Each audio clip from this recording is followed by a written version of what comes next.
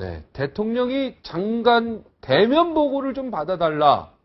이렇게 2기 내각에서 요청을 했다는데, 원래 제가 알기로 DJ 때나 노무현 대통령 때는 시간을 정해서요. 장관 대면 보고를 일주일 만에 돌아가면서 받은 걸로 저는 분명히 기억하거든요.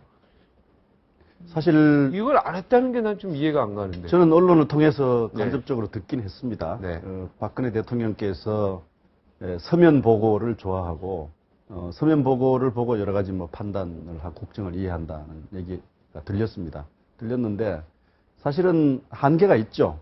가령 뭐 지금 가뭄 때문에 여러 가지 어려움들이 있습니다라고 말하고 뭐 수치를 서면으로 보고를 한들 그것이 현장의 분위기를 잘 느낄 수 있겠습니까? 그래서 대면해서 현재 가뭄 때문에 겪는 국민들의 어려움을 그 느낌까지를 전해주는 것이 국정 최고 판단자에게 도움이 되지 않겠나 하는 생각이어서 뭐 서면 보고를 대면 보고로 바꾸는 것은 필요한 일이라는 생각이 들고 그동안 이걸 하지 못했던 것은 아마 박근혜 대통령의 무슨 기호나 선호 때문에 그렇지 않았나 싶은데요. 네.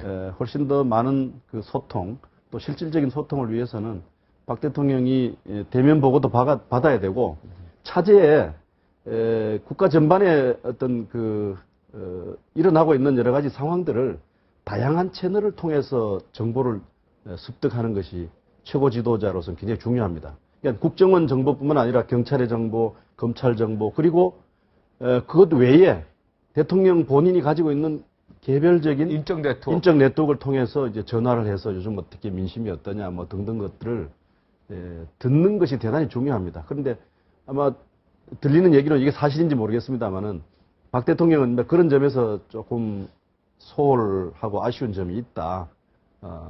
근무 시간이 끝이 나면 바로 관저로 돌아가 버리시고 뭐 더 이상 접촉을 하지 않는다. 뭐 이런 얘기들이 뭐 들리지 않습니까? 그런데 네. 그런 것들은 좀 아쉬운 대목이라 볼 수 있죠.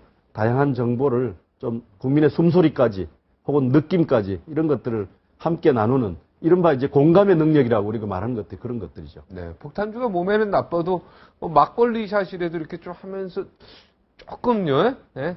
MB 때는 그걸 했지 않습니까? 네, 막걸리 MB 때도 많이 하고 했고요. 그랬는데. 또 뭐 DJ도 그렇게 했고요. 네. 그다음에 YS 대통령도 뭐 했죠. 과거에 다니던 봉이설렁탕 집에 뭐 전화해서 네. 아줌마 요즘 소주 어떠냐고 한잔하고, 얘기하고 저녁에 가끔씩 또 암행도 할 수도 있는 거고요. 좀 그런 것도 좀 필요하지 않은가라는 생각이 좀 드는데요. 예, 소위 말해서 이제 요즘에 리더십 중에 그 기관장이든 뭐든 리더십 우리가 얘기하잖아요. 그럴 때 가장 강조되는 것 중에 하나가 이제 스킨십이라고 하는 겁니다. 그러니까 서로 이제 가깝게 이제 그 직원들이나 임직원들하고 서로 가깝게 지내는 거죠. 근데 그것이 무슨 그냥 개인적으로만 가까운 것이 아니라 이렇게 늘 그 동료처럼 이렇게 해서 뭐 항상 무슨 뭐 예를 들어서 특정 요일을 정해놓고 만나는 뭐 치킨하고 뭐 치맥데이 뭐 이런 것도 하고 그래요. 많은 경우에.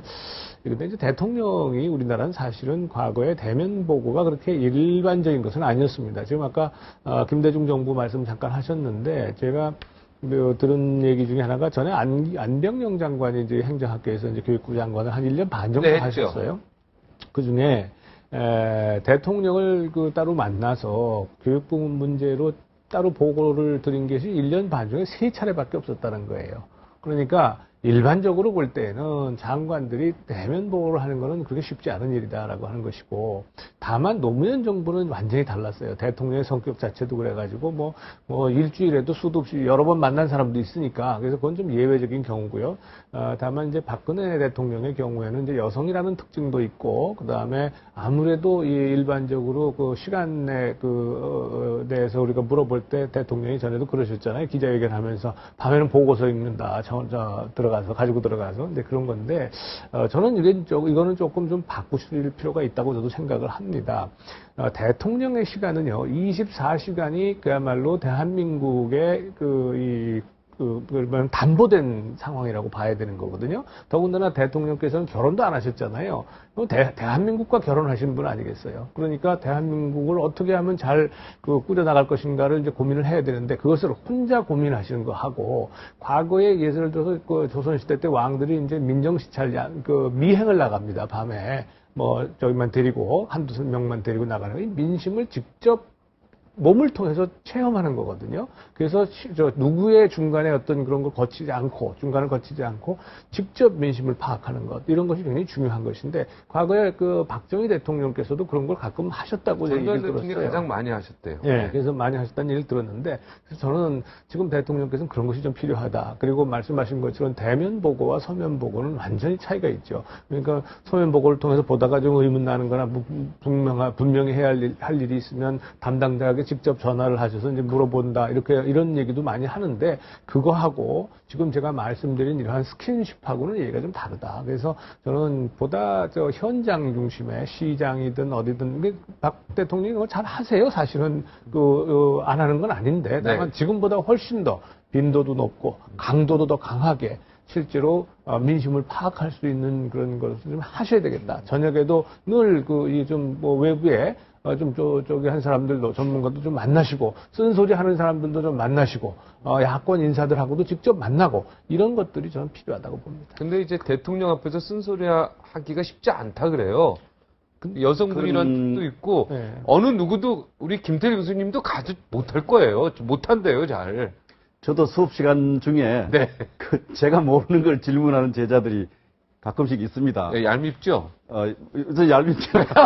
얄밉죠. 네. 그러나 모르는 건 모른다고 얘기해버려야죠. 네. 그걸 둘러대다가는 훨씬 더 어려운 지경에 빠지게 되니까요. 예. 근데 저는 적어도 대통령께서 여성이란 점도 있고 독신이란 점도 있고 특별한 또 자기 선호가 있을 수 있겠지만, 적어도 국정 최고 지도자로서 이제 방금 대면 보고 문제를 포함해서요, 여러 가지 그 시스템을 잘 만들어주는 그 보좌진의 지혜와 능력이 대단히 중요하다고 봅니다.